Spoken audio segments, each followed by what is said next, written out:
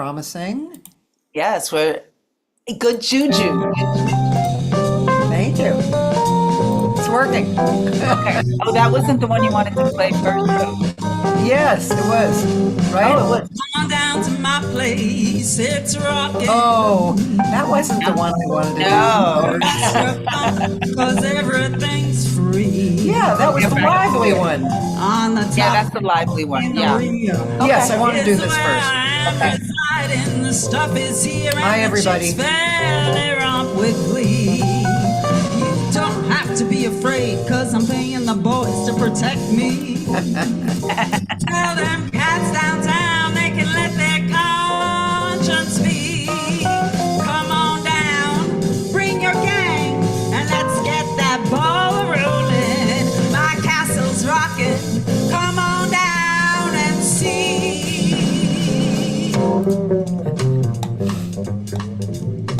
Davis.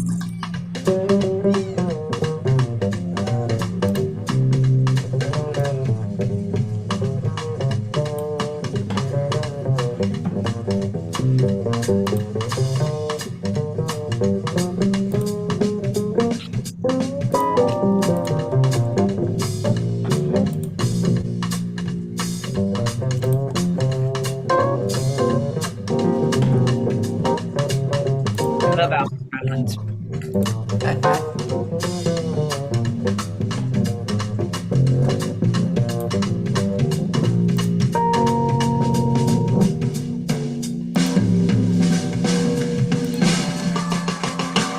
Peter Buck.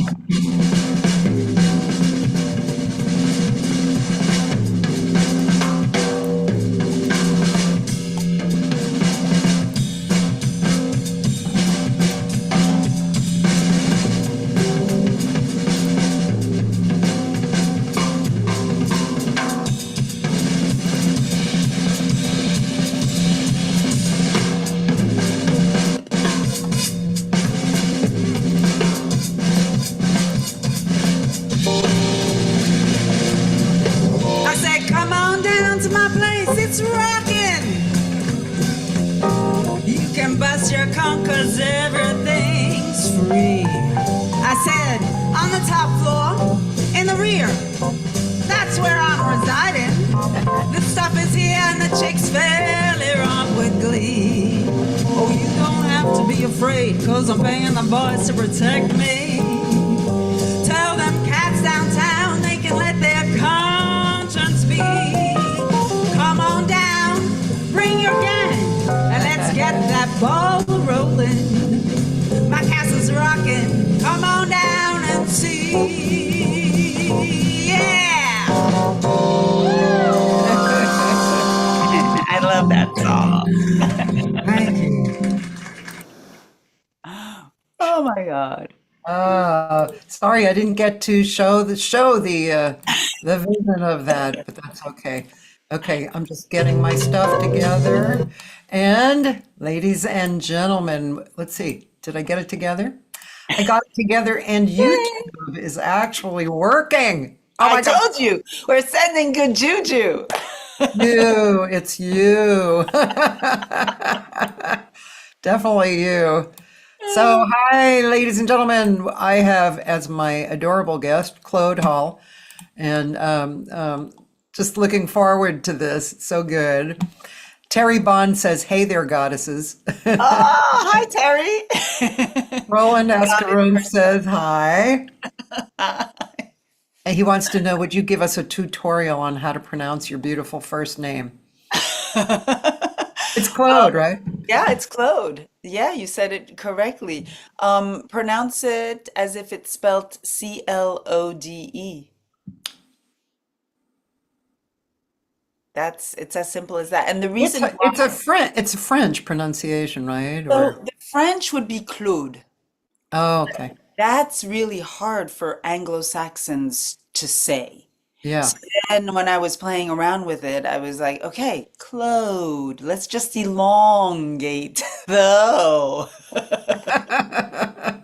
I remember in the beginning, I was like, what is it? It's not Claude. I know, and when I hear Could not Claude, figure I'm it like, out.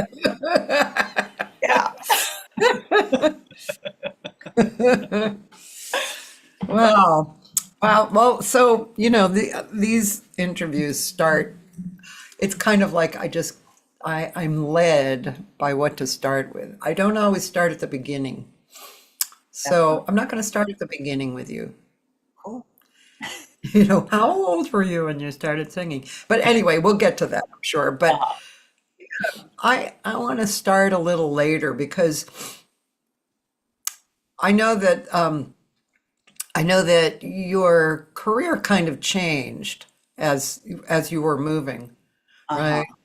And so and then um, yeah, I think I would like to talk about that kind of period. It was probably, I'm guessing, a number of years actually, because you know how we are. We are like, yeah, we're doing, and then all of a sudden the muse hits us, and it's like, Yeah. oh, oh, yeah, okay, I'm Yeah. interested in doing that. So Yeah. I'm guessing that there was a number of years somewhere in the middle there. And yeah, so is that right? And if it is, Yes. and if You it's are. wrong, tell me too. So when you said that I had a career change, I was like, what is she talking about? And then I realized, oh, when the music came into my life. Yes. Yeah, yeah, because you were more of an actress, right? Or writer, or I was a regular, I still am a regular Joe Schmo, working the 9 to 5 and going at it one day at a time.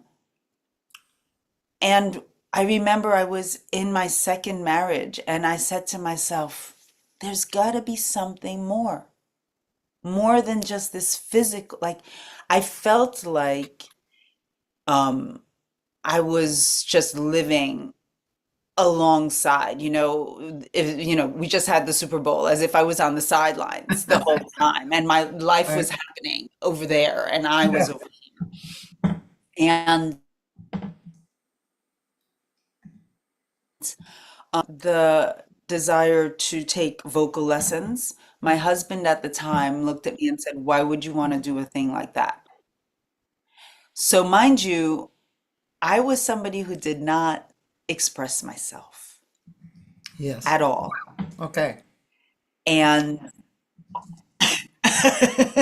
so years ago, side note, I had lunch with a high school friend who happened to be in LA.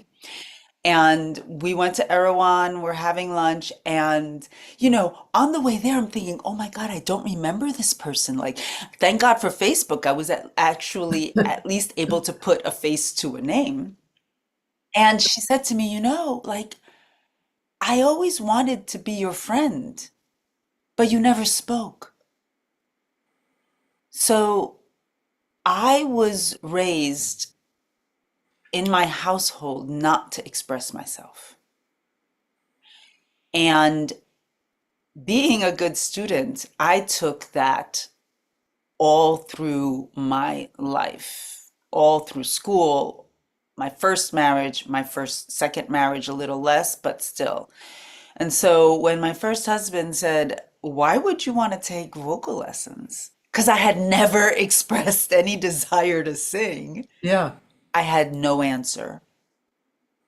And I just didn't do it because I had no answer. Today, I understand that when we have a desire and no reason to follow through on that desire, you follow through 100% because that's that little voice that is speaking to you. Second, marriage is falling apart, and that little voice says, there's one common denominator, you. And I understood in that moment that it was my inability to express myself that participated in the breakdown of both of my marriages. If you don't share what you want, what you need, what you desire, then how is your partner supposed to, you know, provide that for you? yeah. And so I had tried therapy the first time around and I was like, ah, that's not for me. And the voice said, take vocal lessons. And that's That's funny. That, Therapy or yeah, vocal, it's like the same thing. Yeah. And I have seen that a lot. So I get it. really. Oh yeah. I've seen I've seen amazing things occur with students, you know. Yeah, because I mean this is the chakra of communication. I mean, come on. Right. Communication, that's like Yeah. the bottom line for humans, right? You got to Yeah. communicate. Communication is in everything, you Yeah. know? Yeah. Your voice is, it's so, I started to take the vocal lessons just to find my voice, literally. Yeah. Yeah. And then a few years later, I got a broken heart, and a friend said, "Get yourself a gig someplace and you'll forget the guy." And that's how I started on this journey. That was in Saint Barths. That's funny. Oh my God. And like you said, leading in the question, that first gig in St. Bart's, the first real one, because I did one for fun and, I didn't think anything of it. And I think the universe was like, she still doesn't get it. And so they had me have a horrible heartbreak so that I would be forced and I would be so malleable when the friend said that I would just say, okay, I'll do it. And and that performance, something happened, something invisible, something imperceptible. It was a feeling. It was a feeling that I was at home, that I could finally, from the stage, express all of my facets. And from that moment on, I said, okay, this is going to be my avenue. That's kind of mind-blowing, actually, from what you're saying, because, first of all, I actually hear a lot of surprising people say that they're, what's the word? Totally left my mind. In they're, it means that you're shy, and you can't talk and you can't open up. I forget what word that is. Anyway, it's a good word. Introvert? Yes, thank you. Yeah, okay. So, which has surprised me a Yeah, lot with various people. It's like, you're an introvert? I don't see that, Okay, yeah, if you feel like that. But from what you just described about, how you were moving along, and then to the exposure on stage of all your facets. I mean, that's huge. yeah. It's funny because it felt like a safe space because Interesting, right? yeah, and I think it's because I hadn't yet given myself permission to be all that I can be. Yeah, But then by definition, when you're putting on a show, people, the audience wants you to be whatever it is you're going to be. So before I could give myself that permission, I needed it to come from the outside. And I needed to feel like it was okay to be who I am, yeah, which I'm still discovering. yeah, yeah. Yeah, yeah, there's kind of a lot of layers to this because on the one hand, you are free on stage to be whomever, but there's also this extra um, checking, checking yourself, right? Uh, Like, uh, is this good? Am I good? Am I doing something of value? All those kind of yeah, thoughts, right? yeah, yeah, So it has layers. yeah, totally. Do you think you're I mean, would you say cabaret and jazz or whatever? Are you multi-genre? I'm multi-genre because I don't know how to categorize myself, you know, because yes, it's jazz because I love it's when I took my first vocal lesson and the teacher said, bring in a song like to work on, it was jazz. And that is thanks to my first husband, whose father was Barney Whelan, who played with Bud Powell and Miles Davis. He was a saxophone player. So back in the day, he was kind of a big name. And so my husband, he would always listen to jazz. And that's when my ear began to be able to receive it. And so the first lesson, vocal lesson, I brought a jazz song. I think it was Angel Eyes. And I just love the stories, like the storytelling in jazz, the way the song is shaped, the way you get to, you know, you've got the form at the beginning, at the end, and in the middle, people get to, the musicians get to express what they're feeling about, you know, in that moment. I love that. So I would say I'm a jazz singer, but you know, I I I feel like I'm a little, the boundaries are a little loose, and I would have to have somebody else categorize it and see if it fits. It's like Nina Simone. She's considered, you know, she's considered jazz, Yeah. but she considered herself a folk singer. Okay, Part of interesting. that. Yeah. It's like a mixture, really, Yeah, for her, right? totally. But I can see folk. I can Yeah. see that. Yeah. Yeah. So, yeah. Yeah. Um, Roland says, in some cases, being on stage is like putting on a mask, which frees you up to be whomever is inside of you. Yeah. Yeah. Yep. That's true. It's true. It's true. You get to express, you know, and if it's kind of wonky, you can say, oh, it wasn't me.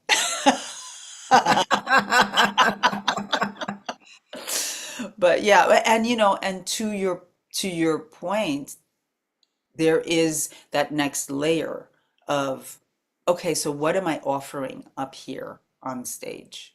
I'm up here and that's something that's always been in the back of my mind. And I am expressing myself up here. I'm sharing this gift that I have. So what am I offering to the audience that's going to go a little bit deeper? Yeah. I have so much, so much around that for my whole lifetime. And it's just who I am, So being on stage, I mean, early on, I found that I didn't want to do the real showy kind of music. I grew up singing with my twin sisters, and my dad was a sax player, my mom had sung. So we were growing up on jazz and the standards and stuff. And when I was, I don't know, 19 or 20, I was in this three-girl act Uh-huh. who had, the little, uh, The the top.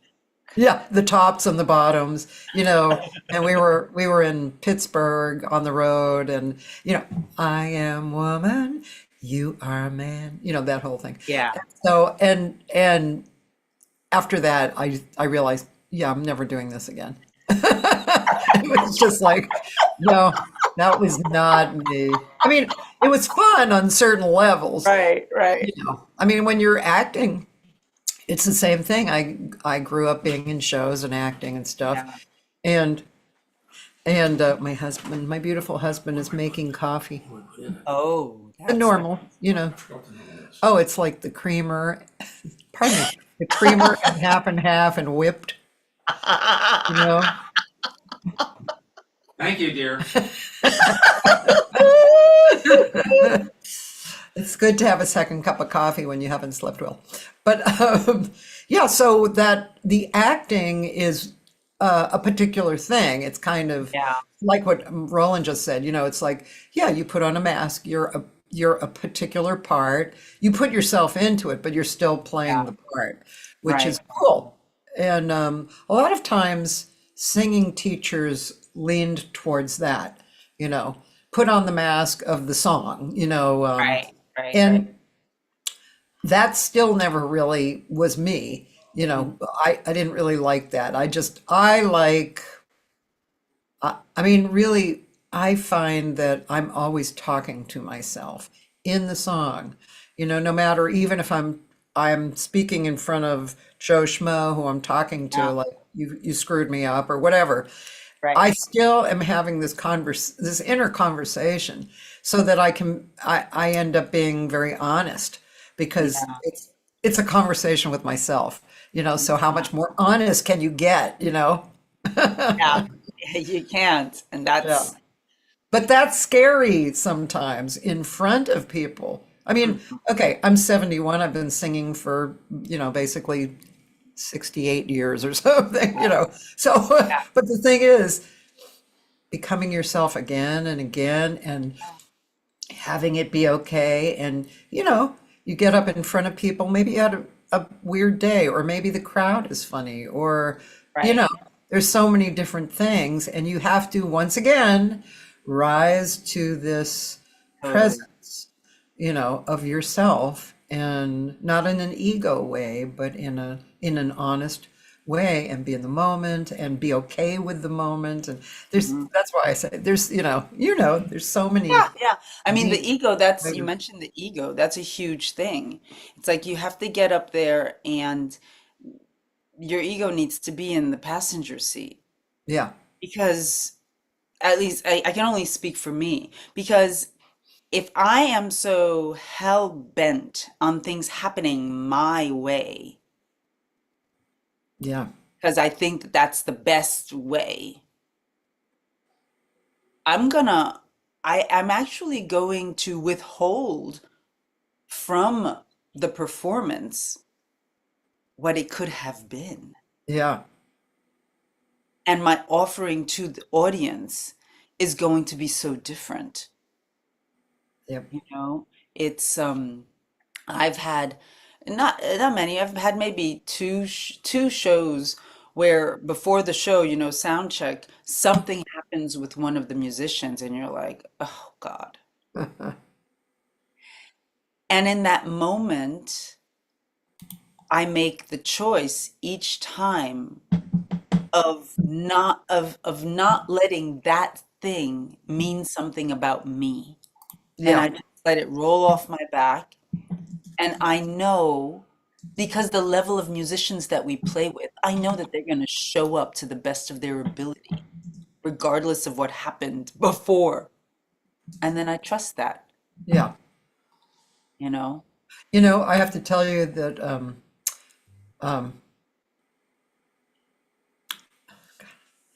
this is one of those days. Buddy Rich. Buddy Rich said, you have to have enough ego to get out of the way. Yeah. I thought that was a great comment, man. You Yeah. have to get out of the way, but you have to be aware and strong enough, and that's Right. that's ego, Yeah. in a good sense. Uh-huh. Yeah. I mean, the ego is great. Like it helps you identify who you are. It participates in creating your identity. Where my sense is where it becomes a problem is when we put it in the driver's seat. Right. But if it's in the back seat or the passenger seat, it's okay. Yeah. Yeah, exactly. Yeah. Um, I want to see one of the other videos you sent. Let's see. Um, I wonder, maybe it's good to do your Ah, For Women or August Afternoon. uh, I feel like for like August Afternoon, that's my own song. I'm gonna let you choose. For Women, I find it interesting because it's, written by Nina Simone and she talks about the different hues of being black and Yeah. how because of the color, the shade of your skin, you are considered differently by society. Yes. Right. It's such an interesting, song. Thank you. Oh my. Thank you. I'll tip you later. I think the song is amazing. I can't remember all who did it, but wasn't there like a Diane Reeves and who there was one Lisa with Simone has done it as well, and I can't remember who the four women were, but there was one show where it was four different women, each yeah one yeah yeah singing the part of a different woman. yeah, and I think It's Diane Reeves was one of them. I Yeah, think. I feel like that, and I think that was when Lisa Simone, um, bless you, bless you, Thank you. bless Oh my goodness, that was bless my you. great. Okay, well let's look at that one. I'd like to see that one. Right. About to spill my Oops. secret that's given all of my Oh my clients the God. lips of their dreams. You know, I Seriously, paid I'm YouTube talking to get about rid of comfort. the ads, but they didn't do it properly. Yeah. Share. And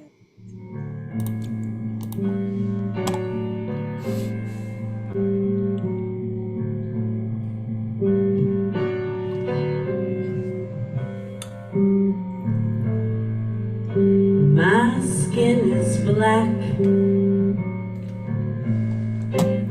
My arms are long.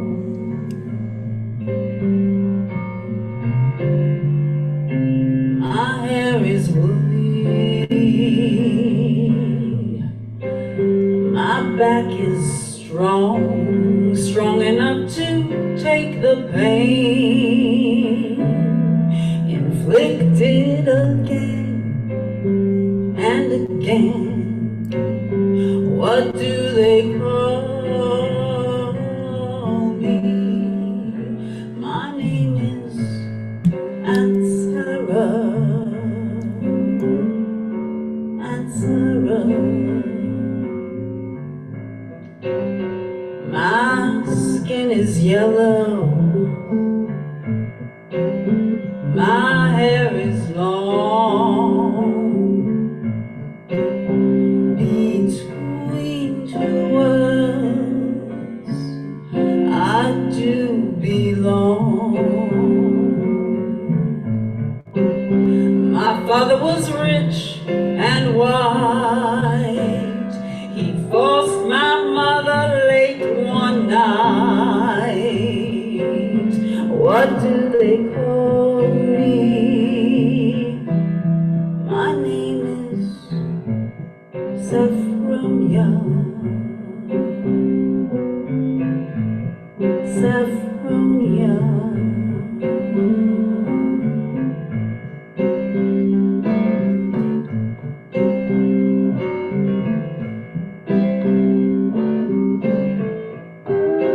My skin is china.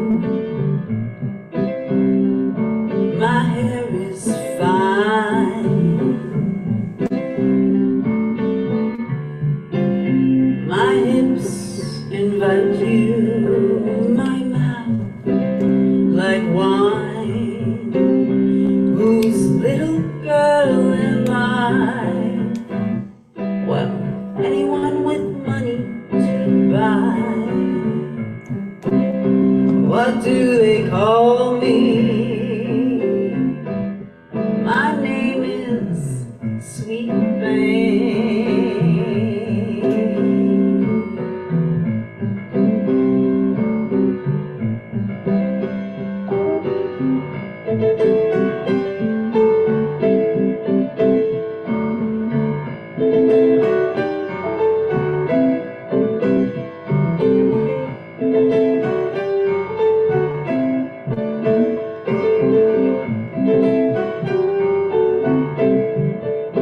My skin is brown. My manner is tough.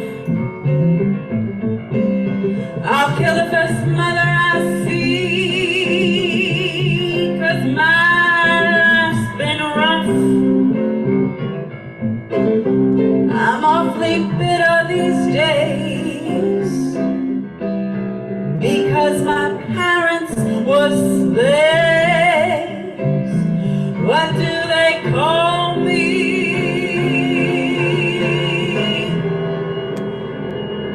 My name is PJ.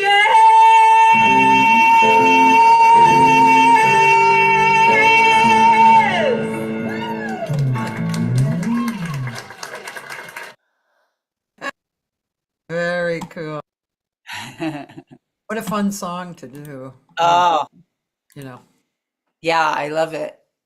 And and doing it, it's always like I'm going to be doing it at this next show, and I always just it's such a powerful song that I'm it's a very delicate thing of, you know, portraying each woman and trying to have a subtle difference because the words are so, you know, are so powerful already.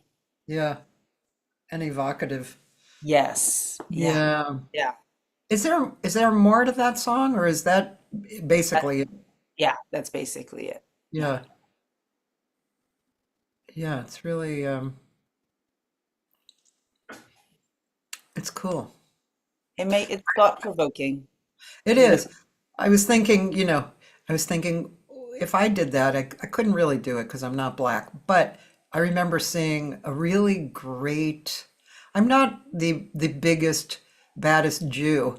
I am Jewish, but we were just raised very, very low key, and we didn't have a temple, occasionally Right. we went to somebody else's temple and we had dinner, the Jewish dinners. That Right. was the biggest thing. But I remember seeing a video of a comedian. It was such a great video. She was, I'm not sure if she was a comedian, but she was speaking about she was at a bar and this guy was picking her up, and it was all cool and he was hot and Right. she was excited, and then she said her name and he said, what kind of name is that? And she said Jewish, and he said, you're Jewish? And the first thing she said, and as it came out, it was like shame, attached to Uh, shame. uh-huh. Uh-huh. And then she said in that moment she thought about it and was like, wait a minute, why should I be ashamed? And she kind of ran through, a few things about that, and then came back, and just said, yeah, I'm Jewish. Yeah. And it was like, it was a great video. It was really, Oh, yeah.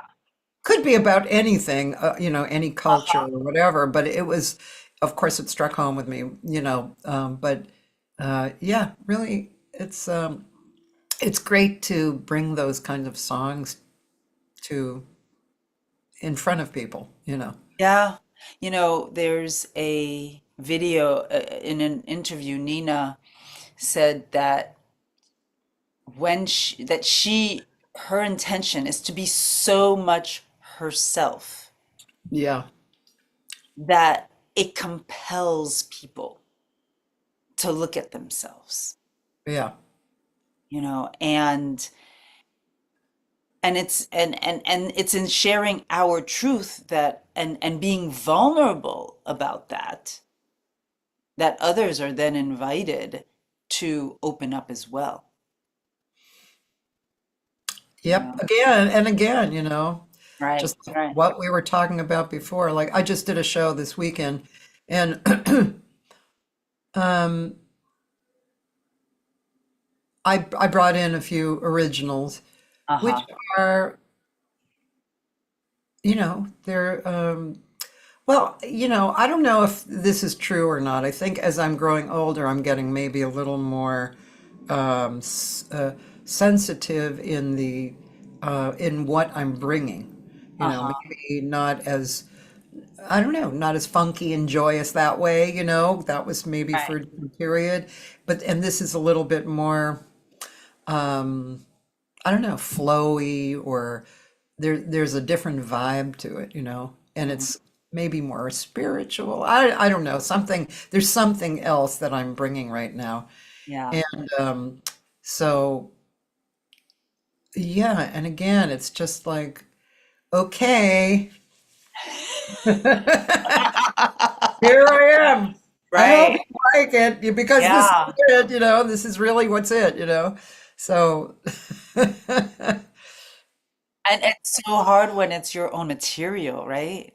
yeah, Because especially if it's something written about a personal story of yours, and even if it isn't, like you had the idea, you put the words together, you yeah, created this you created this, and now you're giving it to the world, and then you just have to wait and see what happens with it, and whether people like it or not, it's like you have no control. yeah. And I don't know how many songs you've written, but when you've written a bunch of songs and you keep putting them out, then that's another point of view that you have of yourself. It's like, Yeah. oh, okay, I see what wavelength I'm carrying and what I'm, Yeah. what I'm how I'm writing, Uh, like my perspective. I see it. Right, right, right. Yeah. Yeah, I've written a few and I've only recorded two of them. And I have to get back on that. That was a project that was starting just before the pandemic, and then, everybody hit pause on everything, and Yeah. and somehow it didn't, there's a time for everything. I'm just trusting that the pause that I had in between then and now on these other songs is the right thing, you know. Let's talk about your upcoming show. Is it going to be a Nina show? Yeah, it's a new Nina show. So when I did the Nina tribute the first time, it was at the Gardenia, and people loved it so much that they wanted to see it again. And I usually don't redo shows. It's like, okay, you come, like I put this show together, it happens once, you know? And if you catch it, you catch it. But each show, so I made the exception there and I redid part one, but then with also having created a part two. And so the first part talks about Nina's musical journey before, during, and after the civil rights period. So all the music she sang, because she also did a lot of love songs. The second part talks about her life as a woman, a black woman who wants love and desires it, wants to give it, and doesn't get it, and all of that. And this third part, after I did the second show, people were asking me, well, what about you? Like, why are you so inspired by this woman? What makes you want to do these shows for her? And I got the sense that people wanted to know a little bit more about me. And that's when it gets hard. Because as Roland it's easy to put the mask on and do a show about somebody else, but about me, oy, oy, oy. That is so hard. Um, because, there's this part of me is like, it's just me. Like, there's a part of me that doesn't place myself like as being important, Yes. as my journey being, something worth talking about. But then it was just before Christmas. I think I had booked a gig at the Baked Potato like beginning of December, and I could not figure out the set list. I couldn't figure it out because I couldn't figure out what part do I play in this show. And I was having dinner with a girlfriend, and I was sharing with her because she's a dancer. So she gets producing shows and everything. And I was telling her, girl, I can't get it. Like, it's not coming. And there's this freak out happening inside of me because the show is at the end of February. I gotta get moving. And we just start I start to share with her my vision for the show, which is in a certain sense like her work was relevant when she wrote it, when she sang it. It's relevant now. And there's a part of me that hopes that part of her work will become irrelevant in the future. Um, and my friend was like, past, present, future. And then it started to click. And I thought about my life in the past, in the present, and the future. And, you know, 2 days, like 2 days later, I'm about to go to bed, and the voice in my head says, take a look at the songs that you know, the list of her songs, and see if the set list shows up. And one by one, the songs began to pop out of the page, and I got the set list. And as I'm rehearsing these songs, and Cathy, half of the show is songs I've never performed before. I've never known before. It's Oh, completely new songs that I was like, oh my God, I have to learn all of these songs. And you know, and so as I'm learning the songs, you know, I have my little method for learning the songs, which I'm happy to see is working. And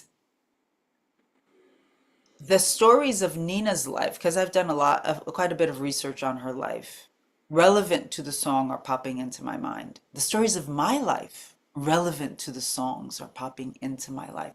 And I'm seeing how there is a similarity in the journey.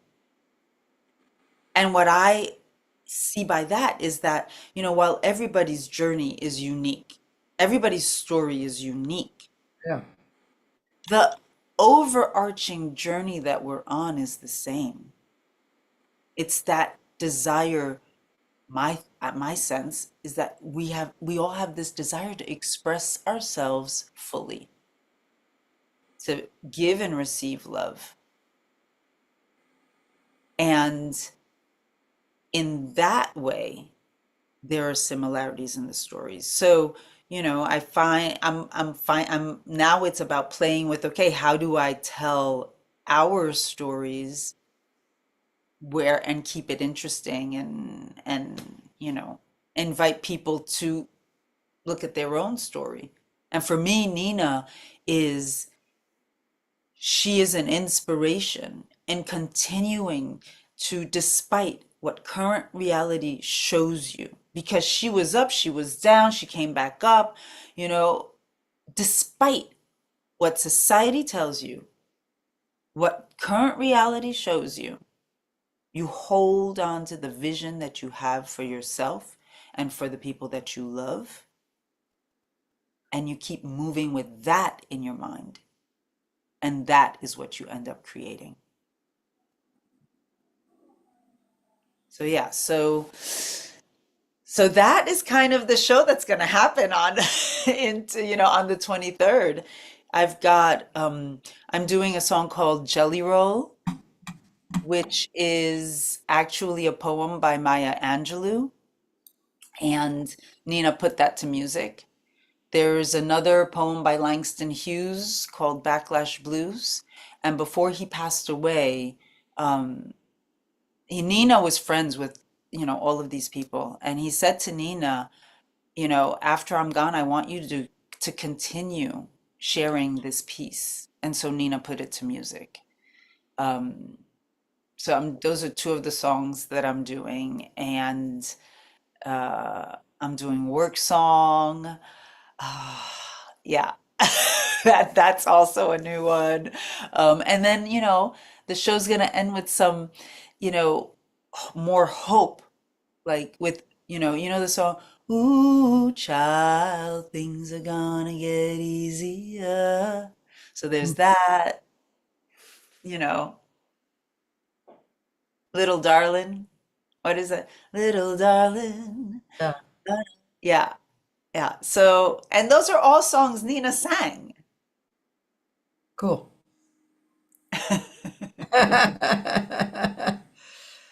That's great. Yeah, I'm excited. I'm getting more and more excited about the show as I go along because my hope is that in hearing her story and hearing my story, that it touches people's inner spirit so that they feel the permission to express themselves. We sometimes and you have to see it in somebody else in order to see that it's possible and change impossible to I'm possible. Yeah. I remember at some point in my life, I very early I was beginning to realize that everything was a lesson in life. Yeah. And so it finally struck me that my reality was created by me. And Yes. so, and I kept seeing in relationships, not just love relationships, but Yeah. relationships, I kept seeing the same person 3 times, and each version would be improved, but it was Uh-huh. still the same. It was still Right. the same kind of thing, the same makeup. And then Yeah. it would be 3 times, and then that would be it. And then it would, I'd go on, and then some, it was like that for a long time. Yeah. So the fact that so anyway, what that meant was it's a reflection of me. Yeah. That image that's improving is me. Yes. It's not, Susan, because it's Mary the next time. You know what I mean? So Right. it's Right. not the person, it's the makeup. And so when people, I mean, they may not think like this, but when people view us, that's one thing that's being reflected. It's Yeah. actually they're seeing themselves. You know how also that just reminds me, this is probably incongruous, but like when you're annoyed with somebody, you know, Hmm. Yeah. hello, that's part of you that you're annoyed Hello. with. Yeah, it's not really on them so much, you know, Right. it's you, and you can't confront that, or you don't like it, and it's Right. actually about you. So, but Yeah. there's so we do a lot, as you were saying, intangibly. It's not always so basic and tangible as far as what's absolutely in front of you, which is another reason that I also like to think about when I'm performing, that I'm having a talk with myself, you know. Yeah. And so, yeah, because then I can really connect, you Yeah. know, myself with God, and Right. then people have a chance to view that and connect with it, and whatever the magic is that happens, they're Yeah. affecting themselves, or they know it, they don't know it, whatever, Yeah. it's still happening. Yeah. Yeah, it's a beautiful thing. Is. Jody Jarris, hello, Jode. She Hi, said, Jody. absolutely, you are still learning more about yourself through your compassion toward Nina. So deeply precious and touching. Beautiful. Oh, thank you, And Jody. Terry says, yes, you are taking us on this beautiful journey through Nina's eyes. Thank you. We need hope. Yeah. Yeah. Yeah. Yeah. It's in the prologue, I ended part one and part two of the tribute with reading her prologue. And in her prologue, she says, she wrote the book, her autobiography was published in 2003, and she would, no, 1993, and she would pass away 10 years later.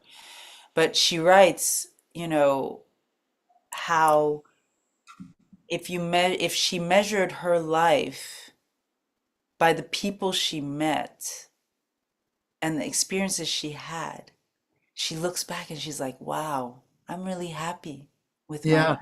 Yeah. And I think that's true for her because she always lived her truth.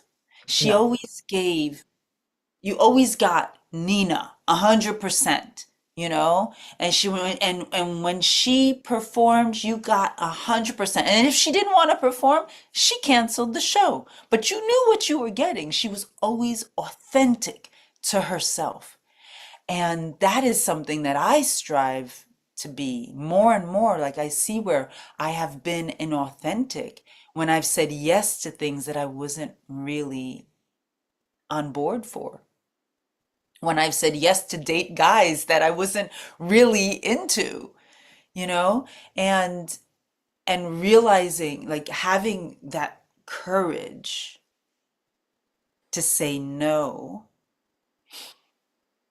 and to be unafraid of the supposed ostracization. Can't say that word. You did. That's pretty good, actually. that that could happen because you said no to something, Yeah, because you chose your truth. You know, there's always going to be people that fall away, yeah, relationships that are no more. And she inspires me because she always said yes to herself. yeah, Always. yeah. Yep. It's But pretty I good. but not so much when she was young.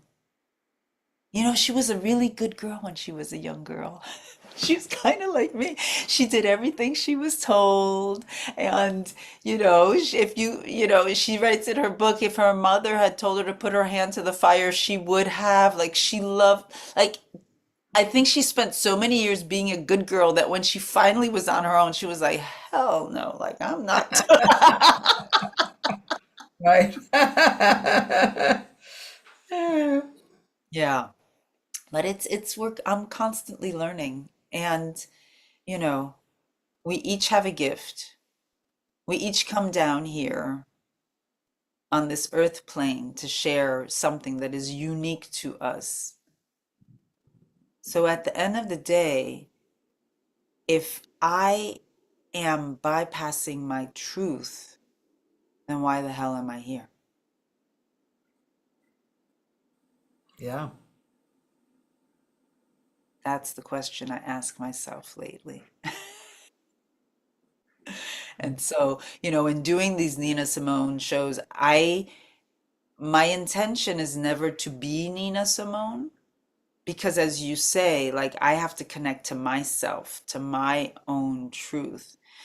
And it's just, the intention is to continue sharing her message, Yeah.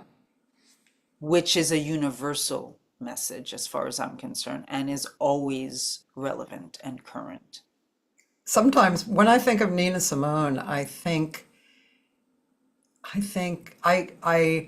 wonder if she fully knew the impact that she made. She probably knew on some level, Yeah. but I don't know if she really knew how broad the reach was. And and I mean, I think of her as what you're saying, brave and outspoken and herself and sometimes rough around the edges and incredibly musical and so that's an impact, you know. Yeah. And yeah, I wonder about that sometimes. Like, how did she get it? Did she really know the reach I that she had, you know? I would imagine, I would imagine that she didn't, Yeah. because she spent, she was blacklisted by the industry for her songs that were political.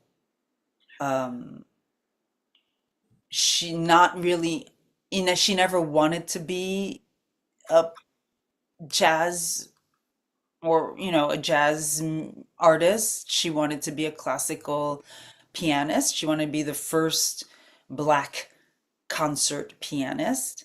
So this fame that came to her, it was in a certain way unwanted, I think. But then the way her story went and how she was blacklisted and how, she found herself in dire straits at one point in her life. I don't know that she could imagine that she would have had, like, we're in 2025 and her music, there are still people listening to her music. I don't know that she thought that Yeah, that would happen, yeah, but she always sang her truth.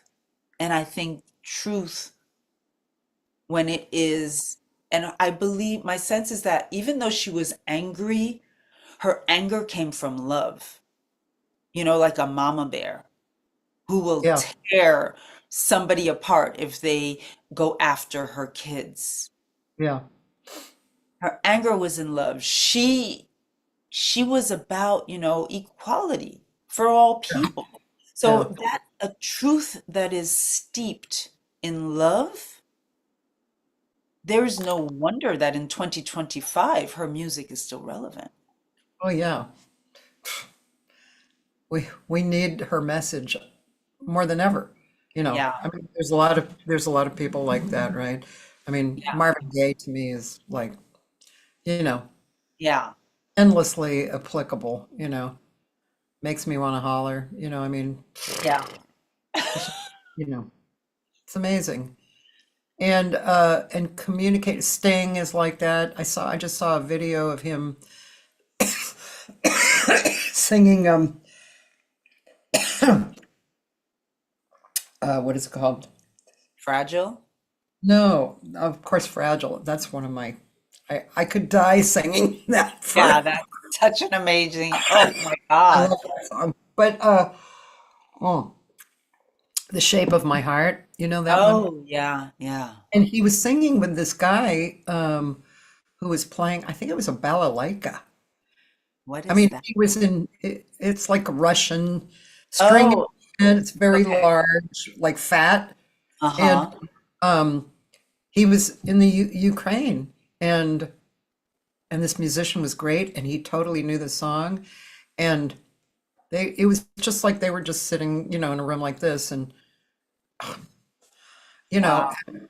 man, it was just like, I mean, come on, this, this is why we're here Yes. to, excuse me, to connect Yes. and to connect on a human level. You Yeah. know, it's not it's not only that black people or Jewish people were Oh, persecuted. It's not only about that. I mean, yes, that's true. right. It's everything's true that people talk about, but it's really the human experience.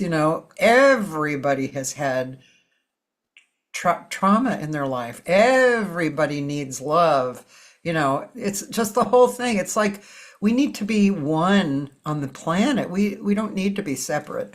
So that, I mean, listening to that was so significant. Yeah. I think Sting is really about that, and it's just great. So your show is, I'm going to write it down in my book. Oh. So it's February 23rd. 23rd, and it's there's like two shows or Yeah, two shows. There's an 8 p.m. and a 10 p.m. show at the Baked Potato. okay. I'm just And gonna I've write that. got Jameson Trotter on keys, Gabe Davis on bass, Peter Buck on drums, and Joey DeLeon on percussion. Oh, oh yeah, okay. Oh, that guy, man, he's so Yeah. depressed. Man, I just love him. It's like, and it's like this band that I have, Joey doesn't always play with us, but every now and again I feel like, you know what, this show could use percussion. And especially with Nina, like I wanted percussion to bring in percussion.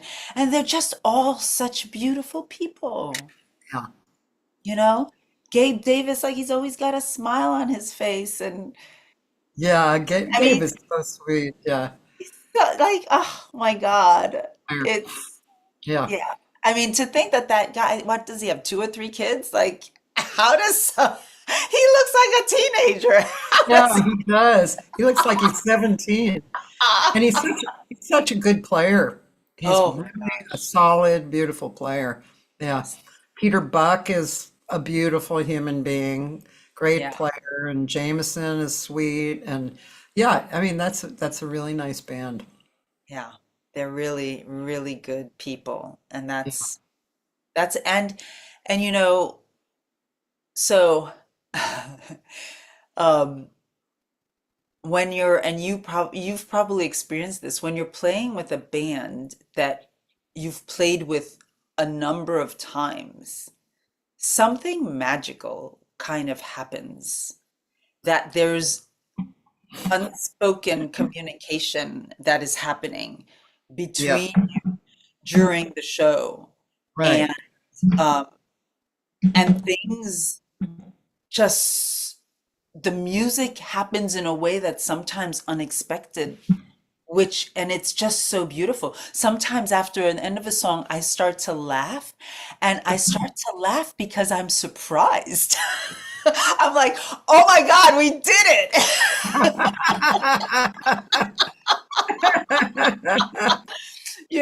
And it's like I can't believe like we like that came out that way. It's like this joy of, a kid at Christmas is what that is. And there are times when we've talked about ending a song a particular way. And there are some vocalists that sing the song as it's written on the chart. Yeah. I'm a different type of vocalist. I'm one where I feel the energy in the moment, and then I realize, oh wow, like what I thought I wanted to do, I don't want to do anymore. And we may have rehearsed to tag the ending, but I feel like it should just come to a full stop. And without even discussing that, it happens just like that. They like the musicians feel the energy. Jameson will feel it, and we come to a and it's magical. And that's why we do it, ladies and gentlemen. To experience those moments because you know it's a great way to experience stuff like that. Yeah, yeah. Do you feel comfortable talking about your trip to Oh Portugal? yeah. The trip to Portugal, yeah, yeah. Wow, she froze. Maybe she doesn't. I know, and you froze just now. You're frozen on my screen. Let's Can you see. hear? Um, Hello? yeah, there you go. Well, I would say that that's Hello? I can see you. Can you? Hello? Yeah. My goodness. Claude? Yes. Can you? Can you all hear me on Facebook? I can hear Oh, you. good. There you are. Okay. Oh, okay. Oh, that was Wow. so funny because I asked you and you froze. That's so crazy. That's so crazy. Like when things like that happen, I think, oh wow, there's probably a lot of energy in this conversation, and the waves can't handle it. Oh my God. No, I'm happy to share it. Um, and I don't know how much I told you about this trip, which was a trip in both senses of the word. You told me, I don't know how much more there was, but you told Yeah. me a good amount. Yeah. Well, so, I've been on a journey of working on myself and excavating and peeling away the onion, the onion skin, the onion layers. And I got to this point where I realized, you know what? I'm kind of plateauing. I feel like there's so much more for me to touch upon, but I'm plateauing. And a retreat in Portugal came across my Instagram feed, run by a woman that I had met doing a different retreat in South Africa years and years ago, maybe 10 years ago or more. We met, and you know how you meet some people and there's just a connection there. And we sort of stayed in touch via social media. And I saw that she was running this retreat where there would be psilocybin and wachuma, which is also known as San Pedro cactus. And and so I went to do this retreat, and I don't do those things.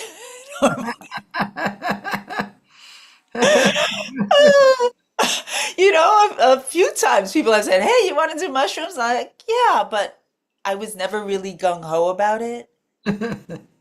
And after doing this retreat, I understand why now. It's like you have to trust the experiences that you have and your choices. Yeah.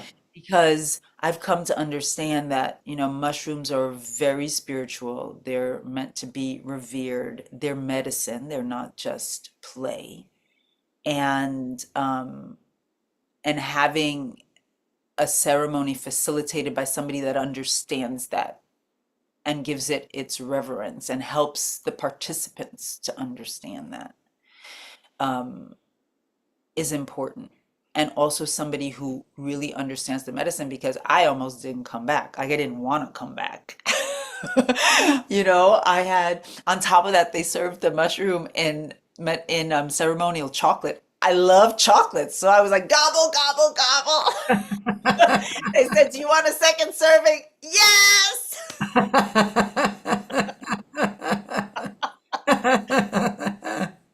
And at first, I didn't feel anything, but then, when it kicked in, like I found myself in the oneness space that you have mentioned, in this space where there was just pure love. Like I had no thoughts of what to do, what I have to do, who I have to be running through my head. There was just this feeling again of being at home, of just, it was just, it's hard to describe except to say that it felt like pure love. And as I was in that space, just seeing these beautiful colors, I said, "Oh, I think I'm gonna stay here." I thought to myself, I think I'm gonna stay. I'm really happy right here. I ain't coming back.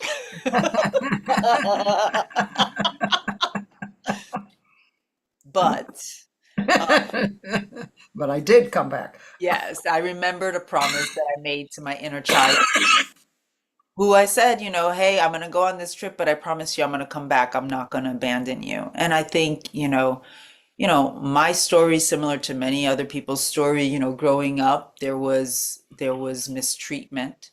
Um, there was no love expressed in my parents' household.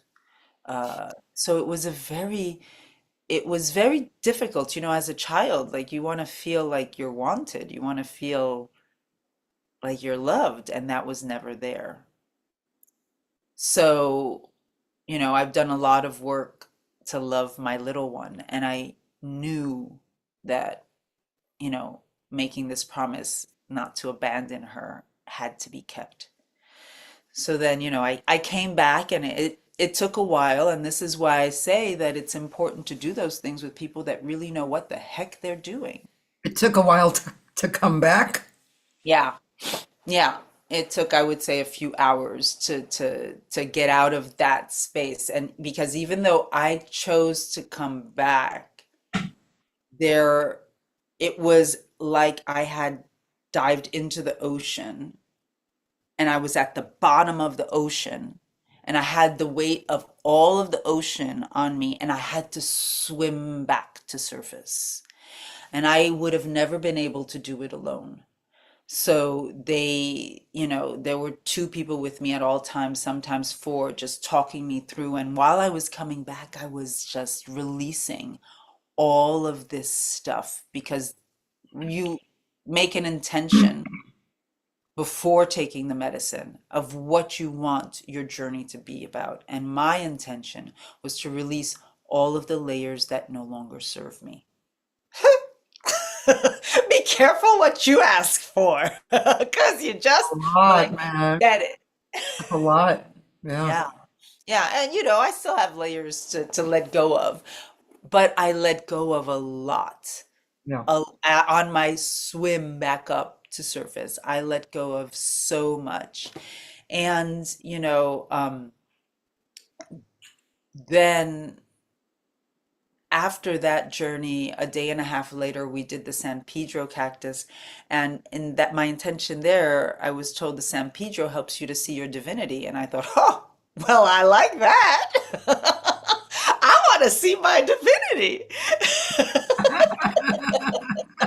So that was my intention. And oh my God, it was a journey that looked polar opposite to the previous one. And as I watched other people just, having the ride of their lives, I was holding that medicine unlike anybody else. And it introduced me to my power, to how I that I am a powerful person.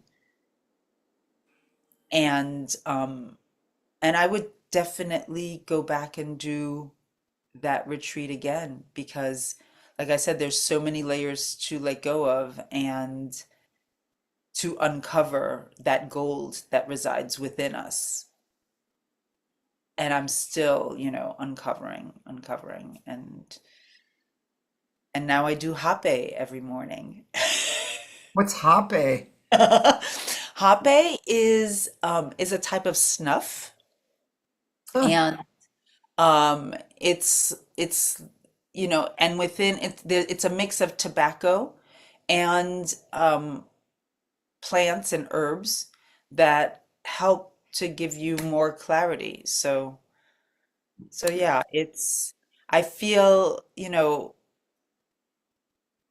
I feel that as I'm doing this practice, I'm beginning more and more to settle into who I am. And it makes me really curious to see how this show is gonna go.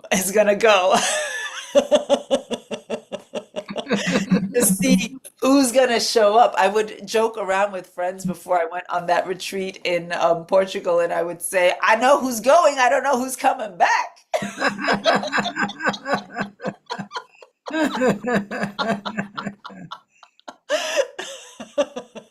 Funny. Yeah. So yeah, so it's I think some people on this earth are born, like Nina Simone, for example, she was 3 years old when her gift was uncovered, Huh. was revealed. And for me, I was in my late 30s when I started singing. Yeah. And I believe that we all have journeys that look a different way because our gifts are revealed in time and on time. And I see how, who I am today, how that contributes to me being a performer, a singer, or whoever else I'm going to end up being on this side of my journey. Um, but there are layers. We're born into families that sometimes are, you have to put on an armor as a kid in order to get through it. You have to find ways, find an MO that helps you through it. And I was lucky that, there were people along the way that without my knowing were helping me on my journey. My grandparents being two of them. And and then when you get to be older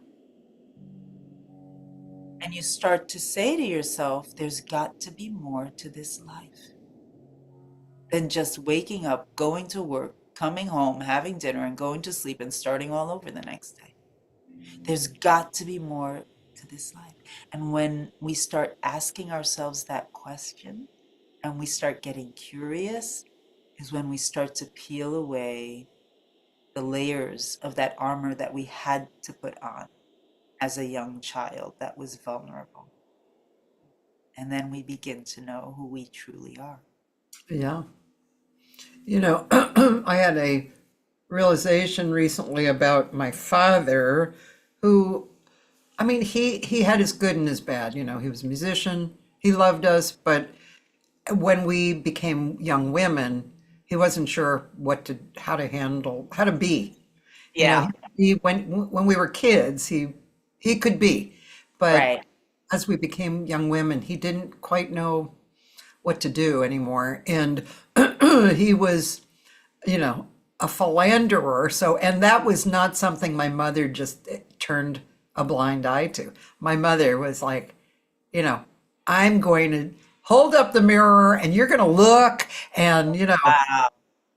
so she went after it wholeheartedly. So, I saw I saw these different things happening in my house, but but yet my father never stopped fooling around, never. And Yeah. he became a liar, the kind of liar like, oh yeah, it's nighttime out now, and you're like, it's not nighttime. If the sun is shining, it's daytime. I mean, that was how bad his lies were. It's really bad. But I realized that actually looking at him being kind of selfish in that way, like Yeah. I'm not stopping. I'll take care of the family and I'll go through this, Saurus with my wife and, whatever. Yeah. I'm not stopping. And that little thing actually I soaked in and Uh-huh. became a part of me that I mean, maybe it's bad too, but there's some good in that too. It was Yeah. for my Yeah. survival, Right. um, Right. and you know, because I mean, I've always stayed on. Um, I've been, and maybe you can say I've been selfish because I've always been on this path that I'm on, and I've not gotten off. No matter what came up, Yeah. I still was like, Okay, that's fine, but I'm on this path." That's amazing. I admire people like you so much, that have that will, and that's something that I'm working on, that I'm growing in myself because, I have this I can be very, oh yeah, that, you Yeah. know, and becoming discerning to say yes to what serves me and to have that, is I Now love that. but that's something different. That is something that I'm going through a lot in the last few years. I'm trying to discern, I mean, it's pretty easy when somebody is really, you're hanging out with somebody that's really annoying. Yeah, It's pretty easy to say this person is really annoying. I'm going to limit my relationship with them, right. so I can survive better, feel better. That's easy. But like you say, yeah. For Yeah, me, the muse or the muse, maybe I have a few muses coming around, like I'll empty out a space and some muse will come in, right, drop something right. off, and, you know, I can do a lot of different things. Now I'm trying to go, do I want to? Do I, and really, I mean, seriously, I have 12, no, 15, I don't know. shitloads of pages of things that I have, come into my mind that I want to do or think about. But so how do I deal with that? I just let it be, and whatever's in front of me that I feel inclined to pursue, and as long as it's truthful and I love doing it, I want to do that. Yeah. But yeah, it's like really, like a good example is at the beginning of this year, my brother-in-law, my brother-in-law from my first marriage, he so I mean we've talked over the years, but and hung out a little bit, but over Christmas last, like a year ago, we had a long talk. I found out he was quite sick, and I knew that, I said, look, I can do these things. I'm going to help you. I can make stuff happen that should be happening. So I'm going to help you. So for 5 months, I was just like, 24/7 thinking about him, and, Yeah. helping the doctor, the insurance, just lining stuff up. And then in May, I went away for a month. I went to Japan and Korea. So I had to give it over. No, there Yeah. was a small tribe of people that was helping, and Right. one guy said, "Yeah, I'll take all that over," Yeah. and and that was that. I mean, I'm still connected and I still help from time to time, and I'm in that tribe, but that other guy took over, and Right. so that was a good example because it was something that I felt very strongly that I wanted to do, you know, Right. and I did it, and I put my heart into it, and that was great. And then it just moved on very naturally. Yeah. So Yeah.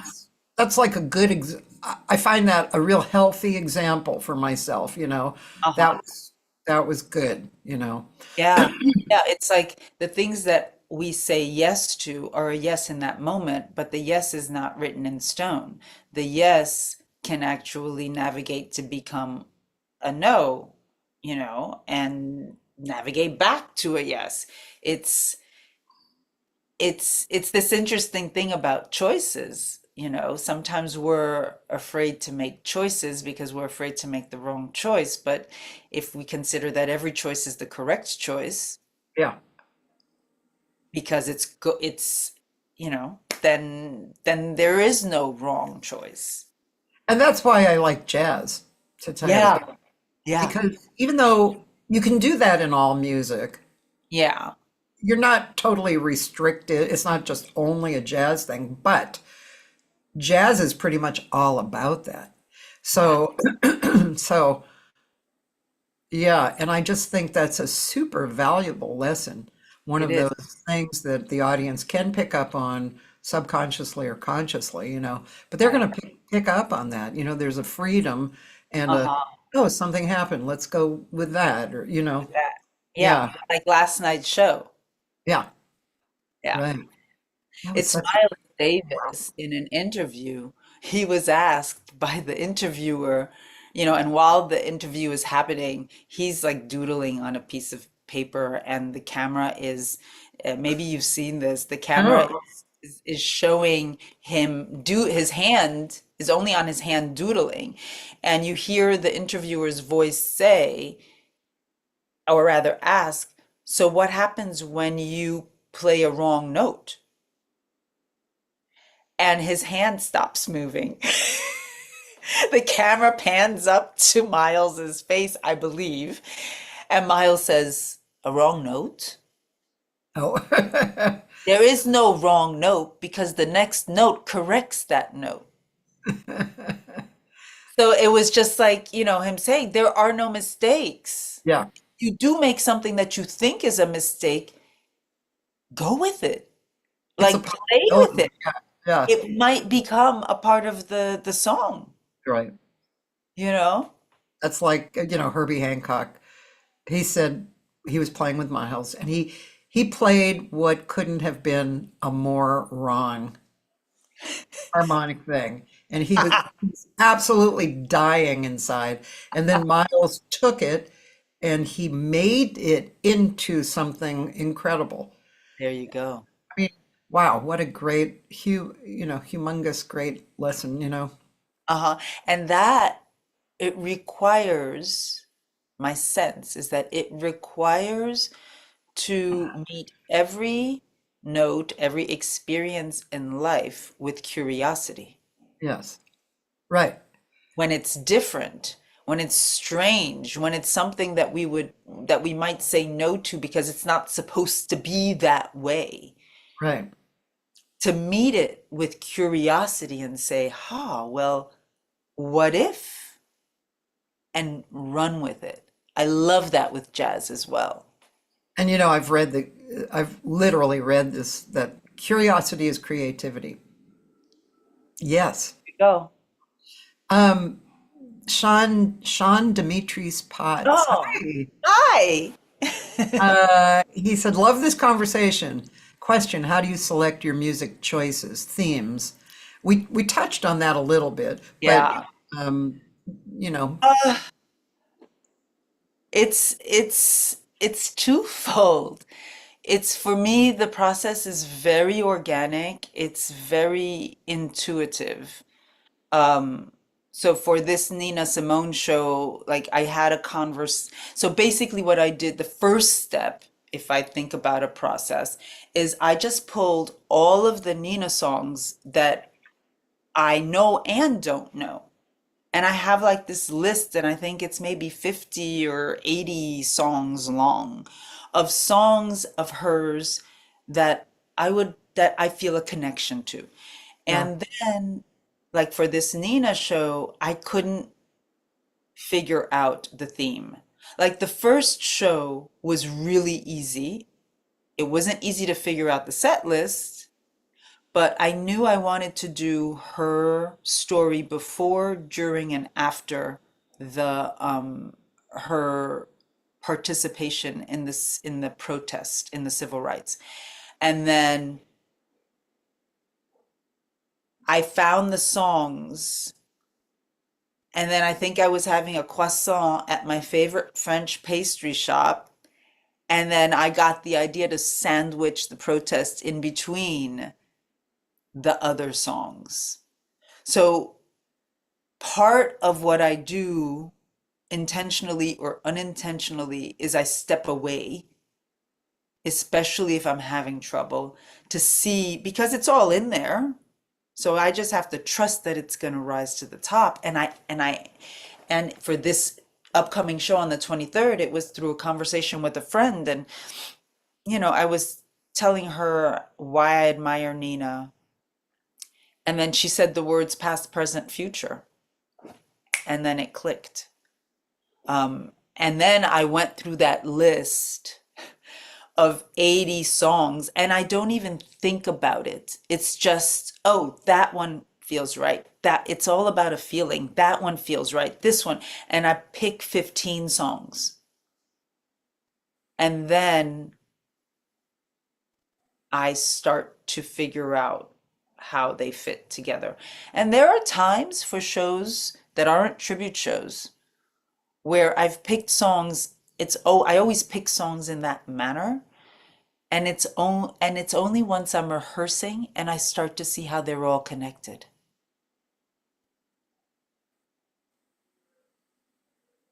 My sense is that when we have the intention in the back of our minds of what we want to create, everything comes into place in the 3D to help that creation come to life. I agree. And also, I will say, Sean Dimitri Spot, I never think of your middle name. I will also say that what I've learned over the years is that truly any song will work. Did you notice the songs they were playing last night? Yes. They were standards. Well, Yes. I mean, a lot of them were standards. I mean, Yes, they they did were. I'll Be Seeing You. Right.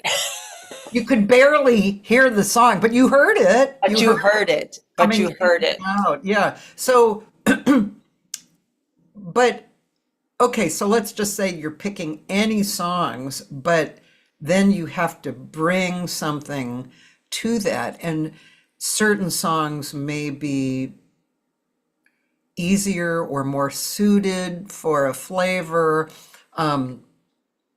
Like my show this last weekend, I wanted to, it was only a half-hour show, so I was sharing the night with my friend Cheryl Barnes. And so I wanted to bring, lately I've been wanting to bring strength, like a inner strength to people. And so I'd say a good portion of the songs that I picked had a message of Yeah. something like that. And also the pianist that I was using, that had an influence because Yes. he's kind of an outside pianist. And so I know I can do harder Yeah.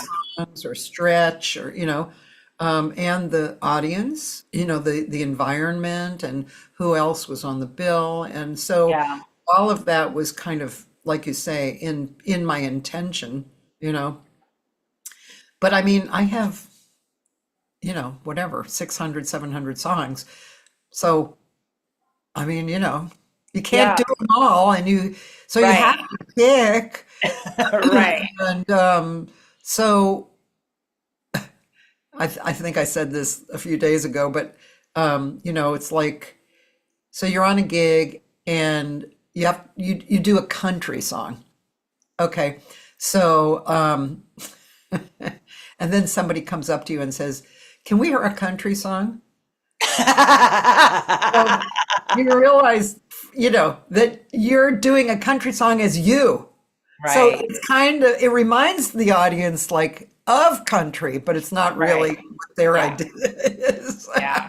Yeah. So, you're bringing yourself to this,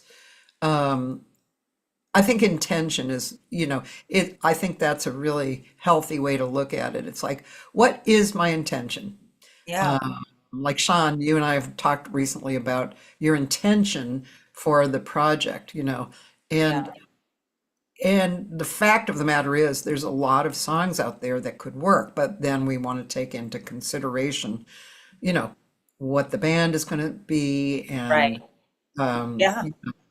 And that's a really good point because, there are certain songs that I will sing with certain people that I won't with others Yeah. because I understand the language that musician likes to speak, yeah, you know?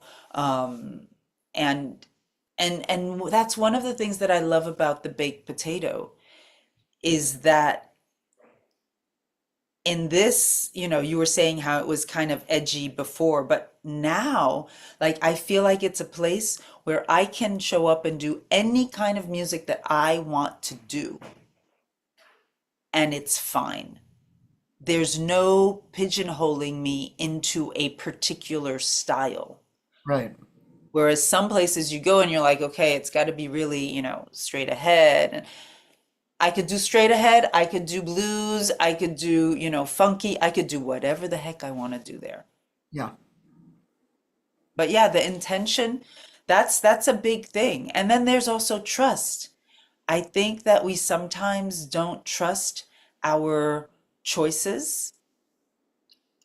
And we have to, I think if we just trust, Sean, if you just trust your choice and surrender to it, you may be surprised down the line to find out how it makes sense. Because, as Steve Jobs said, we can't connect the dots going forward, but if we look back, we can connect the dots.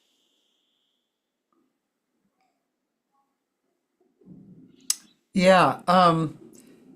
Sean, this new question, that's yes, Interesting. He said, are there certain songs based on theme that you gravitate toward certain musicians? Definitely.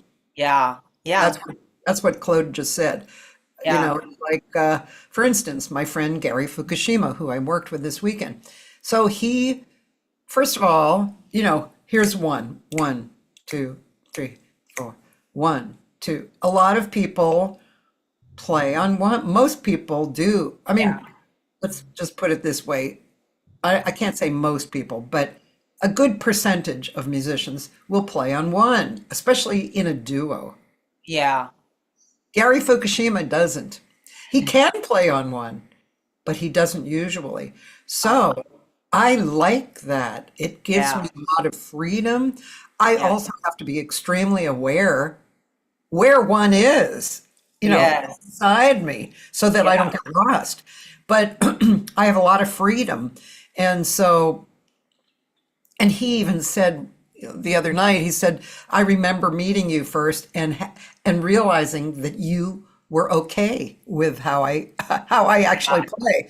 And so that would be one example.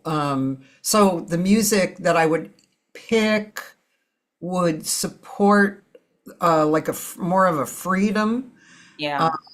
Like for instance, like one of my long ago records was with a guy named Ross Tompkins, a duo record, and he was a huge standard player. I mean, he was kind of the ultimate in standards and accompanying singers like that. And that was a whole different thing. Right. I mean, Right. I was still being me and free, except that I was responding to this player who was, Right. you know, also beautiful player, but playing more on the one, on the very Yeah. obvious Yeah. times. So yeah, it really makes a big difference if you're familiar. However, I'm sorry for going on, Claude, Oh, but no, go ahead. however, I will say this, if you're doing a project, you don't necessarily know all the musicians, you know, Right. such as a recording project, and the Yeah. producer's there. The producer has in mind musicians that would whatever fit with Yeah. that music or the artist. So now that point, you need to have a feeling for who you are, Yes. what your intentions are overall for this project, and also a level of trust and freedom so that what might come up, you will Yeah. be open to and be able to develop that. Yeah. Yeah. Totally. Everything you said. Yeah, I realized, especially, and this I learned this in like open mics. Like I don't read music, and for a long time, like I know I can look at it and read it, like sort of but for a long time, I felt insecure about that. Yeah, people do. And one day said, well, one day somebody said, well, what's his name? Stevie Wonder doesn't read music either. I said, oh, that's true. And then I read someplace that Ella Fitzgerald didn't read music. And then it planted this seed in me that, oh, that's not a shortcoming per se, unless I say it's a shortcoming. Yeah. Uh-huh. Unless I believe it's a shortcoming. I happen to have a good ear. So, that's how I manage. That's how I play with the musicians and with the music. But it all comes down to trusting myself and my gift. And when I played at a place in New York that no longer is, called the Metropolitan Room, and it was early on in my career, and I didn't know any of the musicians, and asked a musician that I played with here to recommend somebody over there, which they did. And then I asked, and it was the pianist. And then the thing that I do when I'm playing with a band that I don't know, I ask the pianist to put the band together because my sense is they're going to have their vibe that they already created, that they know each other, they know their little things. And so there's less of that, oh, who's doing what happening. And then I can come in and I know that if I connect with the pianist, then I'll be okay. But at the end of the day, it's having this trust in your own choices and in your instrument and in all of the work you have put into the project. You know, when we rehearse a show, we rehearse and rehearse and rehearse. And the night of the show, we can't anymore be thinking. We have to just trust that all of the work that we put in is in there and it's going to come out. Right. We're actually in the last kind of 15 minutes, but Oh, yeah. I would like to play your original. Yes. What? And also I want to know who is that picture in the background? Is that somebody? Let me see. The screen. No, I mean the back behind your head. Oh, behind me. So that's Eli Broad. So I helped an artist do a portrait of a designer in France that I had worked for, and as a gift, he gave me this. Oh, it's really nice. Yeah, it's my blue man. It's just a reminder he's a big contributor to the arts. It's just a reminder of that for me. Okay, this is a song that Claude composed. It was a cool and sunny Sunday afternoon. We met to chew the fat, discover what would bloom. We joked and laughed about the common things of life, of love, of cheesy flings on a cool and sunny Sunday afternoon. It was a warm and juicy, starry summer's night. My dress was red with yellow flowers painted bright. We laughed and danced all through the night. You pulled me in and held me tight on a cool and juicy, starry summer's night. Oh, the fun, how we played and we danced every day. Life was sweet, you know what I mean. I thought maybe my ship had come in. It was a hot and sweltry August afternoon. You called, we ordered lunch. I said, I'll see you soon. But in your eyes, I sensed a different tune. It left no room for love to bloom. On a hot and sweltry August afternoon.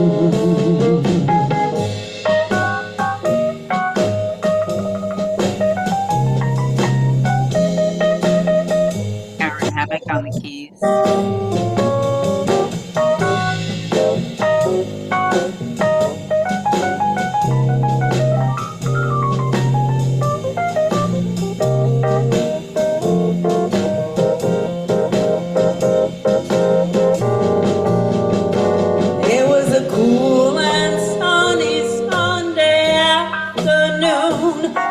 To chew the fat, discover what would bloom. We spoke of life, of love, of common things.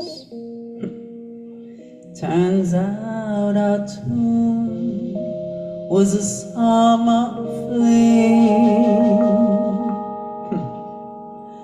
on a hot and sweltry August.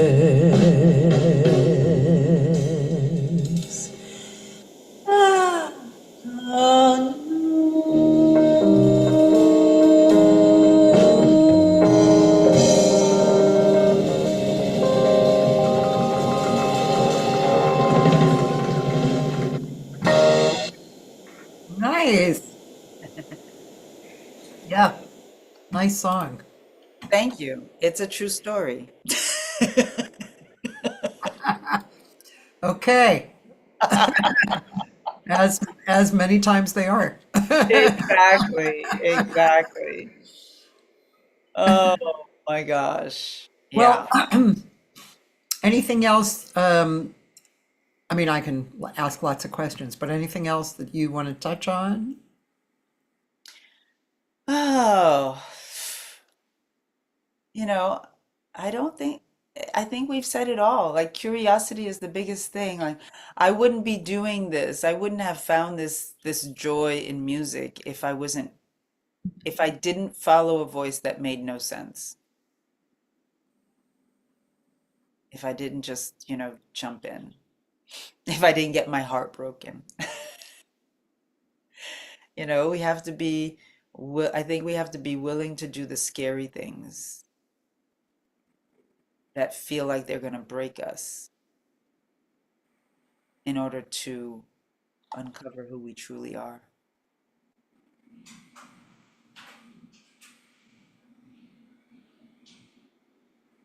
Yep. Yeah.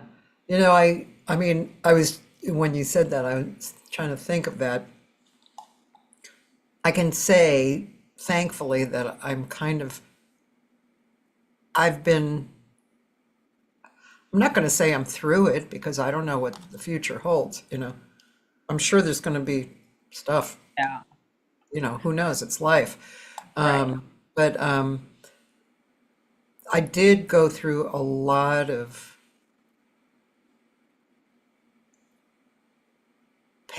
inner pain, like in my growing years, lots and lots. And just Yeah. kept moving forward, and um, yeah. So, yeah, it's just, I mean, especially with all the stuff that's going on now, between Yeah. politics and the fires, people are really going through a lot. I was speaking with somebody last night who was talking about a mutual friend who they rented a house, so they have some place to stay. But she just said, she's asked how they were, and the woman said, "Yeah, we're okay." But this person I was talking to said you could feel there Yeah. was these things, kind of intangible Yeah. presence around, and she just said, it's like shell shock, you Yeah. know, and so, you know, um, it's well, absolutely, so many people in LA are like feel that and are empathetic towards the Yeah. people who are going through that, and people around the world too, you know. Yeah. So, but um, it's a really interesting time because that and politics, it's just people are really, you know, trying to figure out what reality is, and what's important, Yeah. and what can you do? Uh-huh. And I read this one thing from somebody, and he said, I have I forget how he put it, like a guilt syndrome because I don't know what to do to help my friends and who've been through the fire. And Right. I'm not doing anything because I don't know what to do. So I have Yeah. a guilt. Right. That's not gonna help. Oh my God. No, There's, I just thought, oh, that's really sweet. But. but yeah, but I think, I believe that there's multiple ways to show up. There's the fight that happens in the 3D, uh, and there are people on the front lines, there are people on the lines behind them, and then there's an energetic fight as well. yeah. And we can we can create so much with our minds, and we don't have time to go into it now, but the mind is so So the heart is very powerful and the mind works for the heart. And then rather than being confused and saying, I don't know what to do, like one thing a person can do, and while it sounds like very little, it's actually huge, is to begin to imagine their friends' experience being different. Begin sending them love energetically and begin seeing a different, seeing the experience that they want for them. So that that's the energy that's going to that person rather than the worry, because that's not creating anything. Yeah. Yeah. Yeah, it's Life is very interesting. it is, and it's always going to throw you a curveball. It's I think we're in a time, we've come from a we have been in a time where um what we own is important, what we look like is important, what the things are important. And my sense of the truth is that the things actually don't matter. Yes, we need a roof over our head. Yes, we need to clothe our bodies. And maybe, the focus needs to be on something within, something that is deeper. And we can't always understand the reason for things when they happen. And sometimes when we look back and we see the journey we've taken from that moment that was horrific up until, maybe 5, 10 years later, we see how it served us. It's like, oh wow, okay. All right, I see how I that was necessary. So, Yeah, and those moments, they're they were it's like, it's kind of like the idea that history is happening right now. We're yeah, in history. yeah, And, next week, next year, 10 years, we're going to look back and look at it more removed and in a different way, but we're actually in it. yeah, So in those moments that we have strife, we're, we were in it. We were solidly in it. We were just trying to move through. And there were lessons and, you know, and we moved through. And here we are today. We right, moved through those, exactly. through those. Yeah. Like you said earlier, there's lessons in every experience. Yeah. If life is working for us, then everything that happens is working for us. And when we're ready, we can see how it's working for us. Yeah. Yeah. I think I like the idea of being responsible for everything. I mean, Mm. to me, I've Yeah, had kind of a journey with that word and yeah, what it means. And my mother used to use that word haphazardly and all the time. So I hated that word, yeah, because I was a free being, you know, right, and right. I didn't want her forcing me into, she was afraid I was going to become like my dad. So she was Yeah, really, trying she to saw box. something in me, yeah, and she really wanted me to like go the straight and Yeah, narrow. That wasn't, what she saw was not me in danger. She just saw me as the artist, she but she saw didn't her own interpret fear. that. Yeah, Yeah. she saw her own fear. So, uh, but then, some years later, but I think I was in my 20s, I realized what the word responsibility was, Yeah, and that it was a totally per- personal thing. It wasn't what my yeah. mother thought it should be, you know. No, And then I started really getting lessons from yeah, that idea. It was great, yeah, wonderful, wonderful. yeah. Same here, in a different way. To to welcome, we don't have to accept it at first, but to at least consider that I have created every single experience that I've had, Yes. whether I've liked it or not, whether it's been comfortable or uncomfortable. I've created every single experience that I've had. So if I have created that experience, why would I create something that's bad for me? The only thing I can create is something that's going to help me move towards what I want, which is why it's so important to be mindful of what we're thinking. And for me, as you know, similarly to you, having that perspective has helped me interact with experiences in a different way. Right. And you own it. And you're like, all right, I did this. All right. Now why? Why would I do a silly thing like that? You know, it becomes an interesting game when you look at it that way. It does. It's really great. It's fantastic. It's the Yeah. only way, and especially dealing with, bad things. Yeah.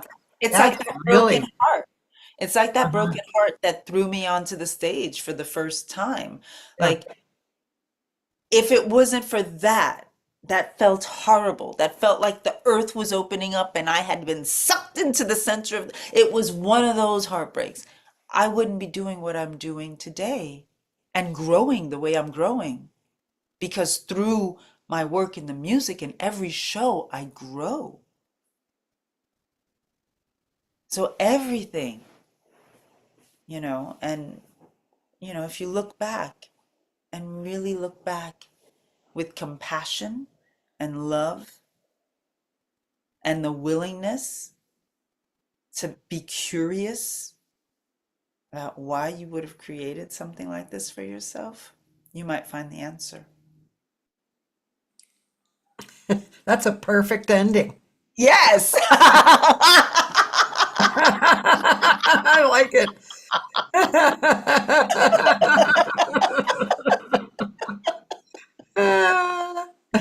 Oh, well, thank you so much, Kathy, for inviting me to this conversation. It was really, really lovely, and I've enjoyed getting to hear a little bit of your story as well. It's really fun. It's fun to speak with you. For those of you who weren't familiar with Claude before, until you actually see her in person, you haven't really had the full Claude effect because Oh, she's tall and beautiful. She holds oh, herself beautifully. She dresses divinely. And from the inside out, she's a beautiful image. you. Oh my God, I'm blushing. Can't see it because I'm brown, but I'm blushing. My skin is brown. Yes.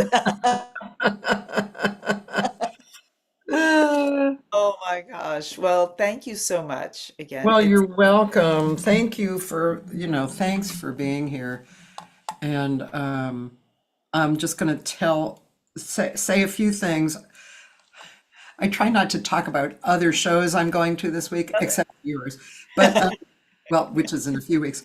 But Friday, I'm doing these shows now Mondays and Fridays. So yeah. Friday is a drummer named John Krosnick, and he has a group called Charged Particles. He's really interesting. So anyway, that's Friday. It's going to be fun. And I literally just got this gig yesterday. And I think it's going to be steady, but it just makes me laugh, and you'll see why. So I have a gig Saturday morning, Oh my God. 9 to 12. What? Yes, it's breakfast. I could have even started earlier, like at 8, but I Oh I my just God. I said to him, I don't think 8 o'clock. I think that I just 9 is like a lot. But anyway, it's at Jinkies, which is not the one in Sherman Oaks, but the one in Santa Monica. It's on Second and Broadway, and it's a breakfast place, and it's a long story, but most of their business has been from Pacific Palisades. Oh So wow. it's a huge upheaval for them right now, Yeah. and we've been working on this for about a year. I was going to be doing nights for them and like with a whole Yeah. group. And so he wanted to remain open for the community, But really, all he can do financially and stuff is just be open for breakfast right now, like from I think 7 to 3. And Oh, um, so we're bringing some music in. that's So really cool. it's cool, isn't it? And If we I lived on that side of town, I might be able to make it. well, luckily for you, we will probably be doing it in the Sherman Oaks one too. Uh-huh. Uh-huh. But Okay. anyway, we're starting here, and so this Saturday, 9 to 12, we'll be at Jinkies, and they have great food, and it's really easy parking. It's just literally the public parking is right around the corner. Oh, So anybody living over in that direction or wanting to come over, and I think, that's it. February 23rd. February 23rd, the Baked Potato, Claude Hall. Yeah. Oh my gosh. So thank you very much. Kathy, thank you very, very much. I appreciate it. I am honored that you asked me to have this conversation with you because, you're such a big figure in the community, and I thank you for the time. It was lovely. Like you. Bye. Bye, everybody. Have a good Bye. day.